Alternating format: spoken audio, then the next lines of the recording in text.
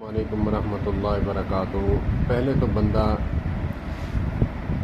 جب داڑھی منڈا ہوتا ہے تو اللہ پاک اسے ہدایت عطا فرماتے ہیں، نماز پڑھنا شروع کر دیتا ہے، علماء کی صحبت میں بیٹھنا شروع کر دیتا ہے، جماعت میں 3 دن سے روزے لگانا شروع کر دیتا ہے۔ اس کے بعد کچھ لوگ کان میں لگ جاتے ہیں باتیں کرنے،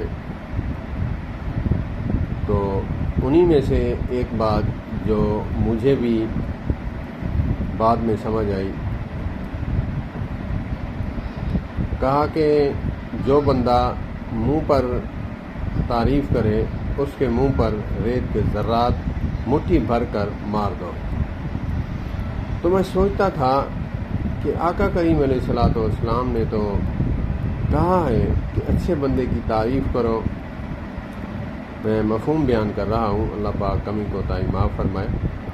جیسا کہ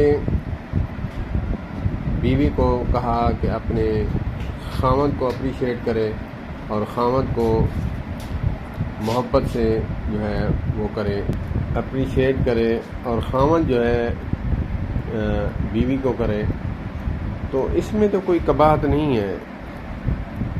بعد میں پتہ چلا کہ جیسا کہ بڑے لوگوں کی چھوٹے لوگ خوشامد کرتے ہیں، ان میں وہ تعریف کے قابل نہیں ہوتے، لیکن ان کے پل باندھتے ہیں۔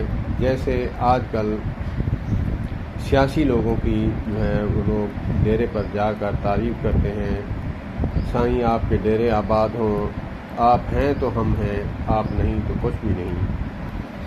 تو ایسا تو حقیقت میں نہیں ہے۔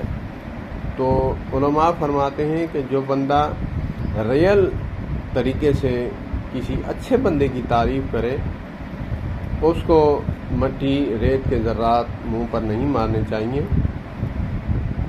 بلکہ جو بندہ خوشامدی ہے، تعریف کے قابل نہیں بندہ، تو اس کی وجاہت، اس کی دولت، اس کی شریر پن کے آگے جو ہے وہ خوشامد کرتا ہے، ایسے بندے کے منہ پر ریت کے ذرات۔ اللہ پاک ہمیں اچھے لوگوں کی تعریف کرنے کی توفیق عطا فرمائے۔